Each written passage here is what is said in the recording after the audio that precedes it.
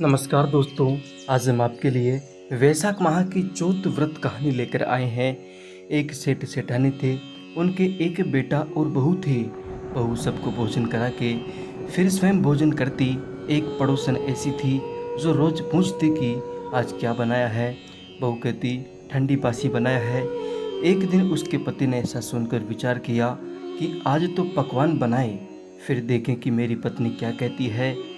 उसने तरह तरह के पकवान बनवाए और घर के सभी लोगों ने एक साथ बैठकर भोजन किया। आज भी पड़ोसन ने पूछा तो बहू ने कहा ठंडा बासी बनाया है। सेठ के लड़के ने सोचा हो न हो कोई बात अवश्य है जिससे कि मेरी पत्नी ऐसा कहती है। उसने पत्नी से पूछा तुम रोज ठंडी बासी खाया ऐसे क्यों कहती हो, जबकि अपन सबने एक साथ बैठकर कई तरह के पकवान खाए हैं। उसकी पत्नी बोली अपन जो खा रहे हैं वह बाप बूढ़ों की कमाई है। जिस दिन आप कमा कर लाओगे उस दिन मैं समझूंगा कि ताज़ा भोजन कर रहे हैं। अब एक दिन लड़के ने माँ से कहा मैं एक बड़े शहर में कमाई करने जा रहा हूँ। तो माँ बोली बेटा अपने पास इतना धन है कि खाया नहीं खुटेगा। माँ ने मना करने पर भी बेटे ने स्वयं कमाने का दृढ़ निश्चय कर लिया और जाते समय पत्नी से कहा मैं जब तक कमा कर बहुत सा धन लेकर न आऊं तुम चूल्हे की आग मत बुझने देना। एक दिन चूल्हे की आग बुझ गई तो मन ही मन घबराने लगी, कहीं मेरे पति पर संकट तो नहीं आन पड़ा। जल्दी से पड़ोस में आग लाकर चूल्हे में रख दूं, ऐसा विचार करके पड़ोस में गई। वहाँ पड़ोसन चौथ माता का व्रत पूजन कर रही थी। पड़ोसन ने कहा थोड़ी देर में आकर ले जाना। बहू ने पड़ोसन से पूछा आप यह व्रत क्यों करती है, इससे क्या मिलता है। पड़ोसन ने कहा चौथ माता के इस व्रत को करने से अन्न लक्ष्मी मिले और अपनी मनोकामना पूरी हो। अब बहू भी चौथ माता को व्रत करने लगी।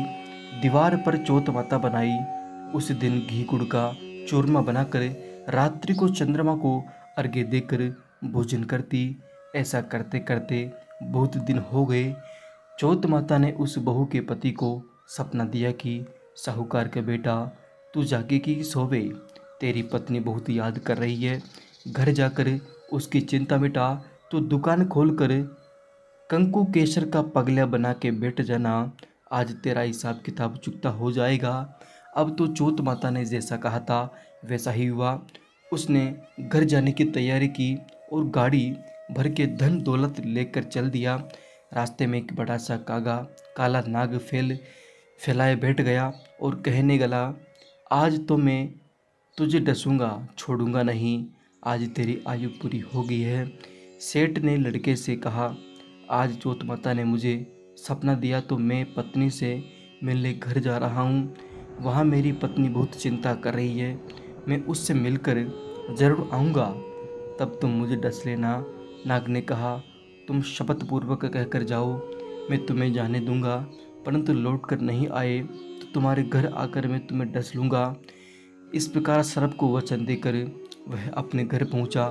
वहाँ सभी से हंसी खुशी से मिला और भोजन करने उदास होकर बैठ गया। उसकी पत्नी ने उदास होने का कारण पूछा तो पति ने काले नाग वाली बात बताते हुए कहा यदि मैं उसके पास नहीं जाऊंगा तो वह घर आकर ही मुझे डस लेगा। पत्नी बहुत चतुर थी। उसने कहा कि आप घबराओ नहीं, लेट जाओ, मैं एक उपाय करती हूँ। पत्नी ने कमरे में 7 पेड़ी चढ़ाव धोई। पहली पेड़ी पर रेत, दूसरी पर इत्र, तीसरी पर गुलाल फूल, चौथी पर फूंग कंकु केसर, पांचवी पर लड्डू पेड़ा, छठी पर गादी गलीचा, 7वीं पेड़ी पर दूध का कटोरा भर कर रख दिए। इस प्रकार वह 7 ही पीढ़ी सजाकर बैठ गई। आधी रात होने पर नाग आकर पेड़ी चढ़ने लगा। पहली पेड़ी पर रेत में लौट गया। कहने लगा कि सेठ की बहू ने आराम तो बहुत दिया पर वचनों से बंध कर आया हूँ, सो डसूंगा अवश्य ही। इसी प्रकार 7 पेड़ियों पर नाग आराम करता हुआ आया, डसूंगा जरूर। कमरे में जाने ही वाला था कि चौथ माता ने विचार किया कि मैं इसे नहीं बचाऊंगी तो संसार में धर्म कर्म और व्रत पूजन को कौन मानेगा। अब तो गणेश जी, चंद्रमा जी, चौथ माता ने उसे बचाने का विचार किया। चंद्रमा जी ने उजाला किया चौथ माता ढल बनी। गणेश जी ने तलवार लेकर नाग को मार दिया और ढाल से फेंक डंक दिया। अब बहू की थकी हारी सो गई। दिन जगा तो लोग बेटे से मिलने आए, परंतु बेटा बहू तो उठे ही नहीं थे। बहुत देर हो गई तो माँ उन्हें उठाने गई। माँ ने 7 पेड़ियों पर जो कुछ देखा था बहुत घबरा गई और बेटा बहू को आवाज़ लगाई। बेटा बहू उठे तो देखा कि एक ढाल तलवार वहाँ पड़ी है। अब ढाई उठाई तो वहीं कल नाग मरा है।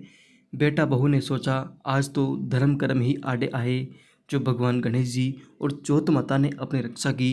हे चौथ माता, आपने जिस चीज सेठ के बेटे बहू की रक्षा की, वैसे कहानी को कहते, कहानी को सुनते और हुंकारा भरते पर अपने कर पर रखना। लब से बेटे लब की पाड़, तब से बेटे तब की पाड़, मैं बेटे हर की पाड़। लब से न लब को फल दीजो, तब से न तब को फल दीजो। माँ की कहानी और कथा को फल माँ नहीं दीजो। तो दोस्तों, अगर आपको कहानी अच्छी लगी तो चैनल को ज़रूर सब्सक्राइब करें। इसी तरह से कहानियाँ सुनने के लिए बने रहिए इस यूट्यूब चैनल के साथ में। नमस्कार दोस्तों, धन्यवाद।